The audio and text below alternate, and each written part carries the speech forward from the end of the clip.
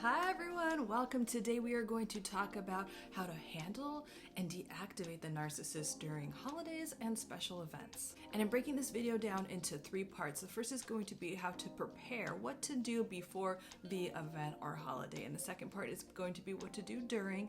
And the third part is what to do after.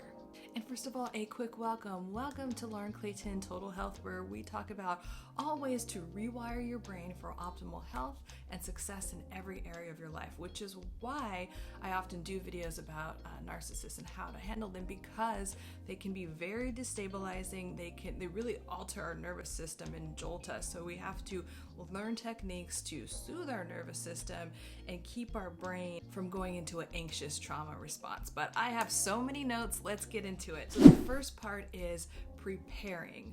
And in the preparation phase, it's so important to get your mindset right before anything else. So the first thing I want you to know is that you have choices. And I say it that way, you have choices, because the narcissist often makes you feel like you have no choices except to do what they want you to do. And I love this quote by Jordan Peterson. It's very fitting. I put it on my Instagram the other day. You are not obligated to associate with people that make your life worse. So if you don't want to go to the event or holiday, don't. That is an option for you. If that is the best way to keep yourself safe, then don't go to the event. And a lot of gaslighting will happen from the narcissist, and also what's called gaslighting by proxy, to try to get you to go to the event. So they'll say, well, you're my daughter, or you're my son, and you should be there. Or they'll get other friends and family members to say, well, it might be their last Christmas, and you're being really selfish. So again, you have choices. You don't need to collude with this toxicity. All you need to say in response is, I'm not available to talk about this. I've made my decision. I've talked to the narcissist, whomever that is in your life, about this. I don't need any of your feedback. Thank you. So at this stage, they're typically just texting or calling to try to pull you back in. So you could either block their number or just give very short, simple responses. Don't get into long, over-explaining yourself. Just simple, short, to the point. This is my boundary. This is my decision, and I'm keeping it. The next preparation technique is deep breathing. This is the most underrated and easy thing to do. And it's so important because narcissists really jolt the nervous system. You start breathing in a really shallow manner, and that creates a pattern in the body. It's creating a new trauma response. So what you want to do is reverse that and soothe that by breathing deeply. It'll help your body relax. Breathe deeply in and out as much as you can. Practice this as often as possible so you're training your body to be in a calm, relaxed state. And the next is to get enough sleep. It sounds basic, but narcissists love to keep you awake and love to keep you up longer than you want to. So getting enough sleep, maybe listening to some soothing music as you sleep, and just having really good sleep hygiene. This preparation phase also calls for a lot of planning. This is how you're going to create and maintain your boundaries during this holiday or event. And with these plans and boundaries you're creating, you're going to write them down and also put them in your phone so you could reference them again and again. And putting it in your phone is an important step because you need to constantly remind yourself, because narcissists are so good at trying to get you to bend your boundaries or break them altogether. The first boundaries that you are going to create are boundaries around conversation topics. Have a very limited list of what you are talking about in your personal life around the narcissist in general, because they just try to latch on to any material. Again, we all have our weaknesses and insecurities, and whatever yours are, they will try to dig at them. So have your responses prepared. That's the next part of it. Have your responses prepared. And I highly recommend just keeping it light and polite with your responses. A simple yes, no, thank you for asking is just fine. Even if they say something triggering like you're still with that person, you're still at that job, just say, yep, I am. Thanks for asking. I always recommend staying away from politics. There is no amount of arguing about politics with anyone, but especially a narcissist, that's going to change the political climate. All it's going to do is emotionally, energetically, physically drain you. The next is around time. Decide how much time you're going to spend at that event and stick to it. Again, the narcissist will try to pull you in, but have an accountability buddy and be like, hey, I'm going in, I'm stopping by for Thanksgiving for this amount of time, and then I'm leaving at this time, and I will call you. So make sure you stick to whatever your time limits are. And if you need to tell the narcissist or other people ahead of time, just say it to manage expectations, like, okay, I'm stopping by for X amount of time, then I have somewhere else to go. And they might kick or scream or accuse you of things. That's fine, they can have their experience. You still get to have your plan and maintain your boundaries. The next is to have a plan if they get out of control. Again, they thrive off of chaos. It's likely to happen, even though they said this time it'll be different. When they get triggered or when they go off, it'll be someone else's fault. And they wouldn't have done that if blah, blah, blah. You already know these things. You already know it's going to happen. Even when you really want to believe it's going to be different, they're going to go off. They're going to create the chaos because that actually soothes them. So what are you going to do? You are not going to collude with it. You are not going to go into JADE, JAD, which stands for justify, argue, defend, explain, or engage. You're not going to do any of those things. And I want you to also write that in your phone. Do not go into JADE. And again, the kryptonite here that will totally deactivate a narcissist is to completely disengage. Don't say anything, physically disengage, block your phone. You're not giving that any energy. And next, a really important part of the preparation phase is visualization. So all of these things that we just talked about, the boundaries, you're gonna have the time limits, all of that. Visualize yourself doing all of those things. Visualize yourself getting triggered, but still breathing deeply and not getting activated by it and saying, okay, or just completely disengaging. And a lot of this is going to be new behavior for you guys, so really imagine yourself doing it as if you are there right now. And this helps rewire the brain. This is a very classic technique that world-class athletes and coaches use because it works really well. So visualize what all that looks like and how in control and calm you will be the whole time. Another wonderful way to prepare is with therapy or working with a coach like me or a support group like ACA, which stands for Adult Children of Alcoholics, but it deals with people that just come from dysfunctional homes and how to cope with it and heal it. And a lot of narcissists are alcoholics or have other compulsive behavior, and alcoholism, how it shows up and how it looks and how alcoholics act very much mirrors narcissism. So it's very healing. Also, something like Al-Anon could work well too. All of that stuff is very healing for learning how to heal from narcissistic abuse and manage toxic people that you might have to interact with, which will help with a perspective shift. That's another strategy that I kind of mentioned in the beginning, but you have to know that these people are sick and they want you to engage. It might come off like they actually believe what their lies are, but they don't. So just know that these people are mentally ill. They're choosing to not work on themselves, and you are the strong one. They are picking you as prey or supply because you are strong. Even though they make you feel weak and insecure, they don't do that to other narcissists. They do that to people that they know that they could get a reaction from. So you are the strong one. Remember that, and remember that these people are sick, so it'll just help you to not engage as deeply. And another question I get is, what if you're excluded? What if you're just not invited to the event? Which is a very common strategy that narcissists do to make you feel bad, to punish you. They're very punishing people. Here's what I think. Celebrate that. Honestly, it's better for your emotional and physical health to be away from the toxicity. Or use that time to have a relaxing day, do self-care things that make you feel good, or make other fun plans. But also I do want to acknowledge that this can be very hurtful, and so I think doing work around grieving is really important. So journal about what happened, why it's upsetting to you, and also grieve the relationship that you've never had with the narcissist that you've always wanted to, or the relationship that you wish was going on. Do all that, list the stages of grieving, which I'll do right here, and then journal about each one in relation to this situation.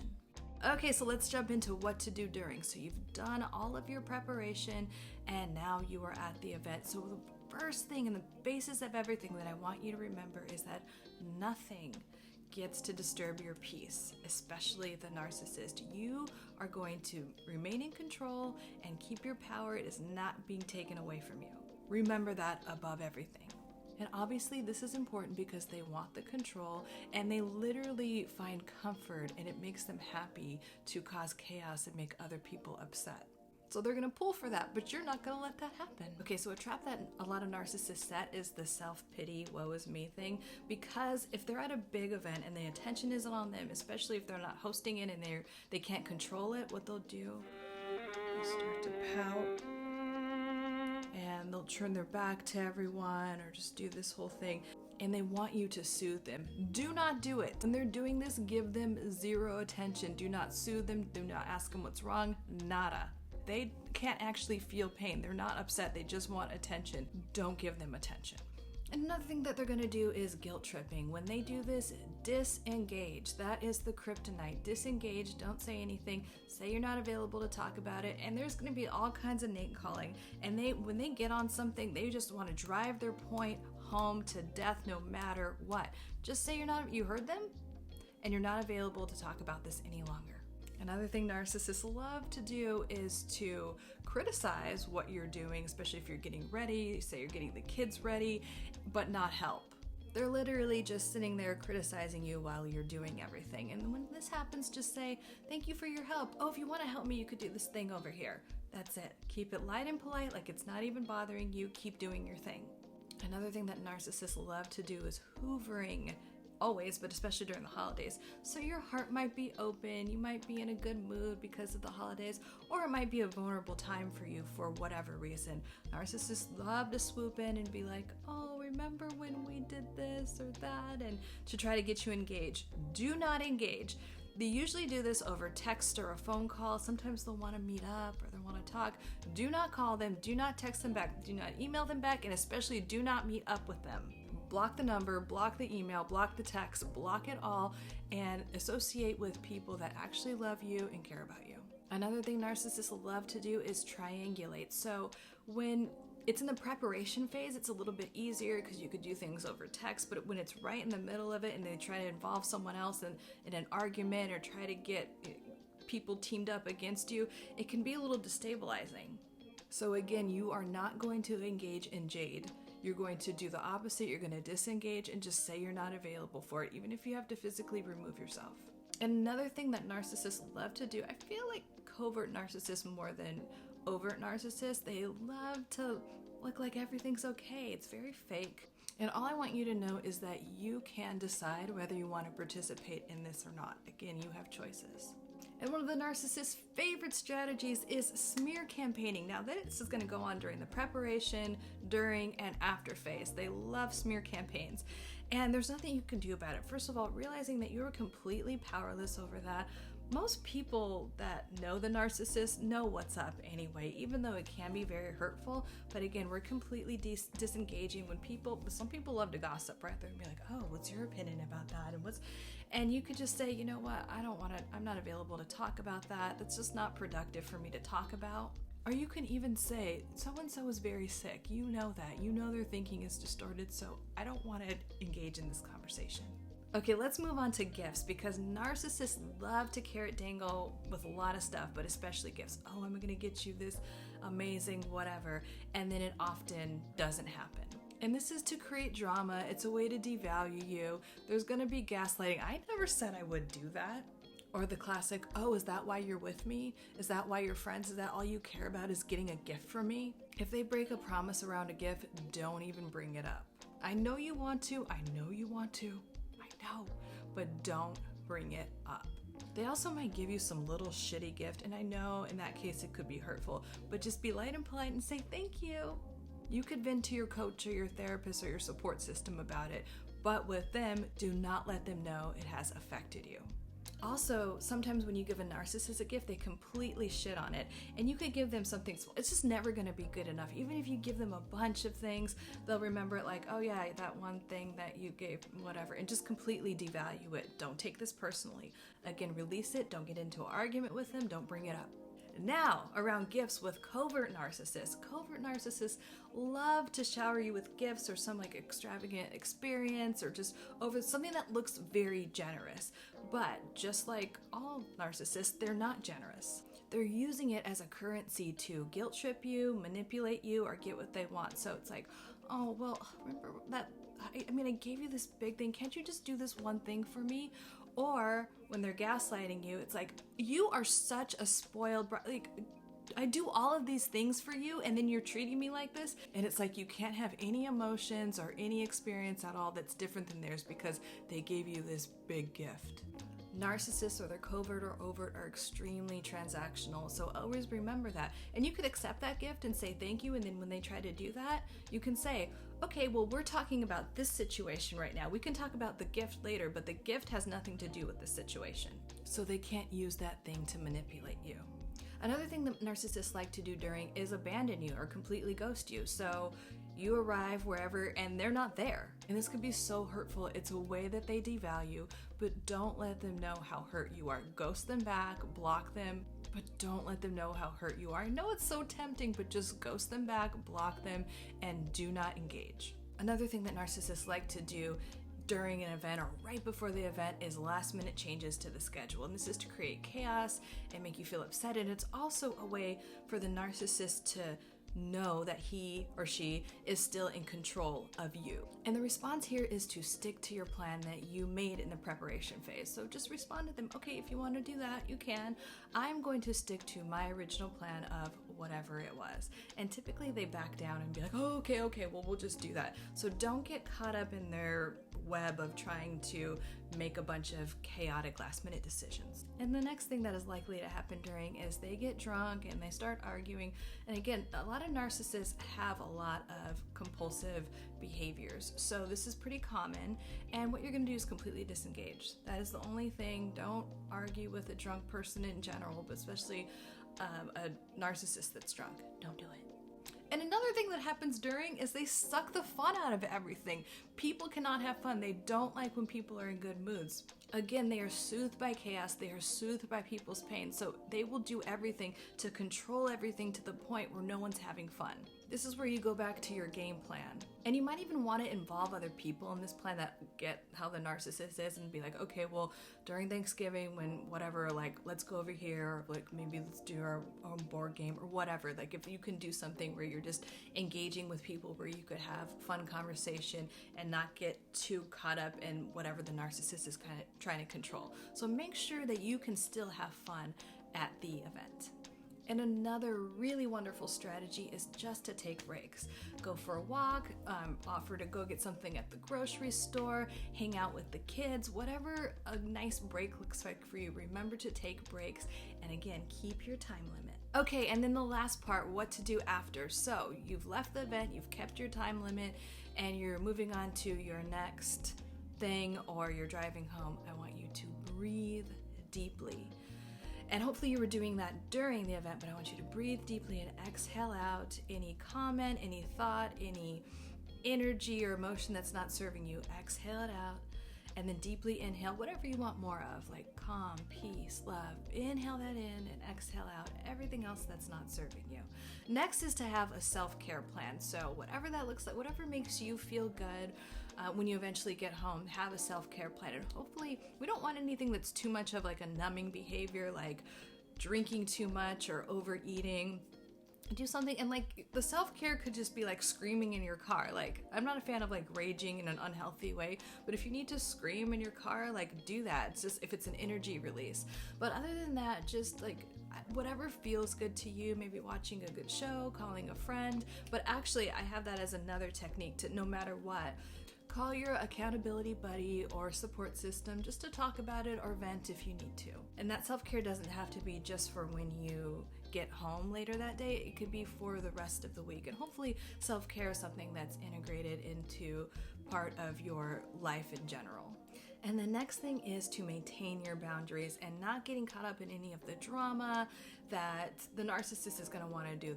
They loved, oh, did you see how she was acting? Why did she say this? And they'll either try to engage you like, why were you so rude to me? Or they'll get other people to talk. No, none of that. You're not available for it. The good thing is that that's typically over text or phone. So you could just not take those phone calls. You don't have to respond to those texts. If it starts to go there in a phone conversation, you can just say, I'm not available to talk about this, or this conversation's over. It's that simple. And again, engaging with your emotional support. If you have a coach or a therapist or other emotional support systems, remember to connect with them. So the next technique I have for this section, I kind of want to preface it a little bit. So a lot of us that experience narcissistic abuse in our adult life dealt with it as children. So the next technique is about inner child work and giving your inner child a hug. So think about what ages you were when you were exposed to narcissistic abuse or just toxic people, and give that version of yourself or versions of yourself a hug. And you can also write to your inner child and just tell your inner child, like, yeah, that experience sucked when you were exposed to so much narcissistic abuse, but you're safe now. So some people think inner child work is corny, some people think it's terrifying, but it's really, really worth it. It really heals something on a neurological level. Often those experiences started happening pre-verbally, so they're in our nervous system, and we can access them and heal them by doing inner child work. And I'm just going to wrap by reminding you that you are the strong one, and you have the ability to stay in control, and no one gets to rob you of your peace. And also remembering that these people are sick and their thinking is very distorted. I know it's like, how could they think that? And a lot of times they really don't even believe their lies. That's why they hate themselves. They hate themselves for a lot of reasons, but that's one of the reasons. And that's one of the reasons they're always trying to justify and pull you into these conversations. They know what's up on a deeper level. So just remember to disengage. Don't get involved in justifying, arguing, defending, or explaining. You are going to have the best, most peaceful holiday season or whatever event it is. It's going to be the best ever. All right, thank you so much for watching. If you found this video valuable, please share it with other people. Don't forget to like and subscribe. And in the meantime, I will be sending you lots of love, peace, and joy. I'll see you in the next video.